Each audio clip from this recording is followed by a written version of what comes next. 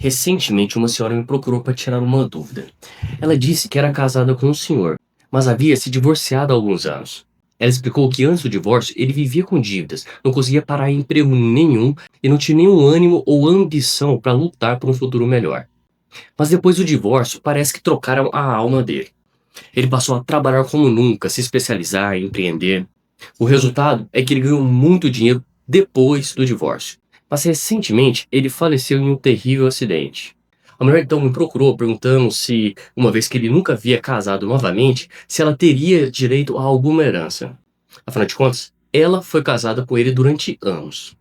Eu sou Thales de Menezes, advogado de inventário, e nesse vídeo eu vou te explicar tudo o que eu falei para ela e o que você precisa saber sobre esse tema. Essa é a pergunta que todo estudante de direito uma hora ou outra vai se deparar.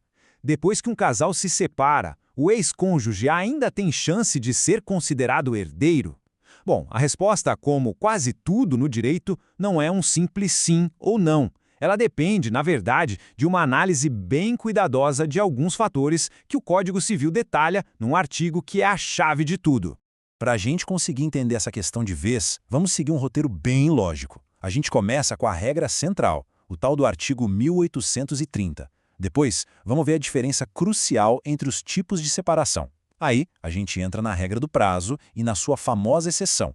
Vê como isso tudo funciona na prática, na chamada batalha da prova. E para fechar, a gente entende como o regime de bens vai definir a fatia final da herança.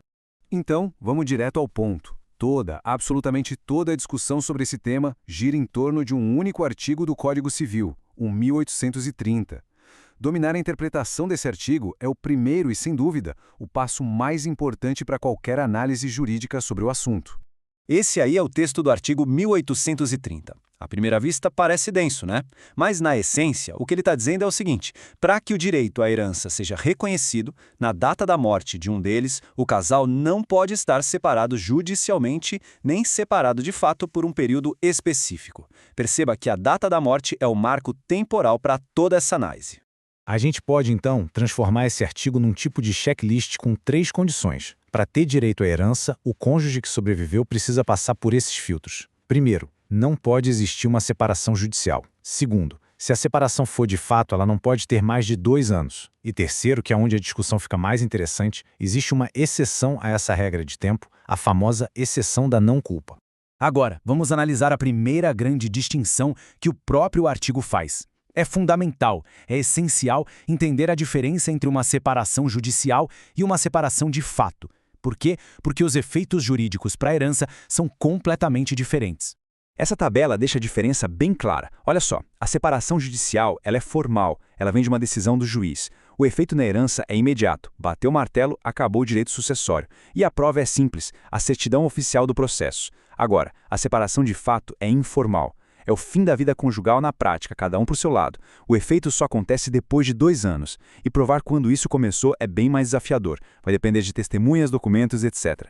Bom, agora a gente chega na parte que, olha, é a que gera mais debate nos tribunais. O prazo de 2 anos para a separação de fato e, claro, a exceção que pode virar o jogo completamente. O número mágico aqui é esse. 2 anos. Se a separação de fato, ou seja, a vida em casas separadas, sem intenção de voltar, durar mais de 2 anos sem parar, a regra geral diz que se perde o direito de herdar. E aqui tem um detalhe processual fundamental. Esse prazo de 2 anos precisa ser contínuo, ininterrupto. Se o casal briga, se separa, mas depois se reconcilia, mesmo que por um período curto, e aí volta a se separar, a contagem dos 2 anos reinicia. O relógio é zerado a cada reconciliação de verdade. E aqui está a grande virada da lei, o pulo do gato. Mesmo que a separação de fato já dure mais de 2 anos, o cônjuge sobrevivente ainda pode ter direito a herdar. Como? Se ele conseguir provar que a convivência se tornou impossível sem culpa sua. Olha só, isso muda totalmente o foco da análise. A gente para de olhar o tempo da separação e passa a investigar a causa da separação. Mas na prática, o que isso quer dizer? A jurisprudência, ou seja, as decisões dos tribunais, nos dão alguns exemplos. Pense em situações de violência doméstica, onde a vítima se afasta para se proteger ou abandono do lar pela pessoa que faleceu. Doenças graves, sejam mentais ou dependência química, que tornam a vida a dois insuportável, também costumam ser consideradas. Tudo isso que a gente viu nos leva a uma questão muito prática. Como é que essas alegações são provadas lá dentro de um processo de inventário? Porque, no fim do dia, tudo se resume a uma verdadeira batalha de provas. E aqui a gente entra num conceito essencial para estudantes de direito, o ônus da prova. Quem alega tem que provar. Nesse caso, cabe ao cônjuge sobrevivente que quer herdar, mesmo separado há mais de 2 anos, provar que a culpa pela separação não foi sua. A responsabilidade é dele. E a produção de provas muda muito dependendo do caso.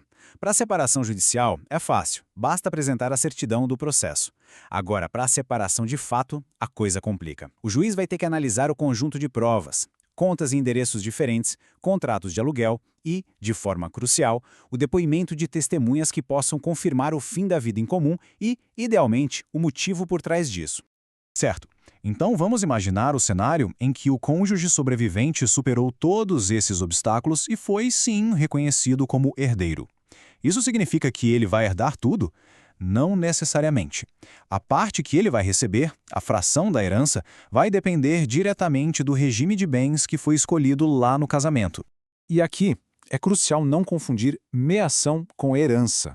São coisas diferentes. Meação não é herança, é um direito ao patrimônio que já existia. Na comunhão parcial, que é o regime mais comum no Brasil, o cônjuge já é dono de metade dos bens comuns. Isso é meação. Como herdeiro, ele vai concorrer a uma parte só dos bens particulares do falecido. Já no outro extremo, na separação total, não tem meação. Por isso, o cônjuge herda uma parte de todo o patrimônio do falecido. E além do regime de bens, a fatia final do cônjuge depende de com quem mais ele está concorrendo na herança. A lei estabelece uma ordem. Se ele concorre com os descendentes, filhos, netos, a divisão é mais complexa e varia. Se concorre com os ascendentes, pais, avós, a lei garante a ele no mínimo 1/3. E se não houver nem descendentes nem ascendentes, aí sim o cônjuge herda todo o patrimônio. E para a gente fechar, fica uma reflexão. Essa exceção, que busca proteger o cônjuge que não teve culpa na separação, será que ela realmente promove justiça? Ou será que ela acaba incentivando processos longos, caros e emocionalmente desgastantes, forçando uma discussão sobre culpas bem no meio de um momento de luto? É uma questão que continua e muito em debate no meio jurídico. E então, ficou com alguma dúvida sobre esse tema? Comente aqui embaixo que eu vou ter prazer em te responder. Se você gosta de conteúdos como esse, que te explicam sobre os seus direitos, curta esse vídeo e se inscreva no canal. Obrigado por assistir e até a próxima.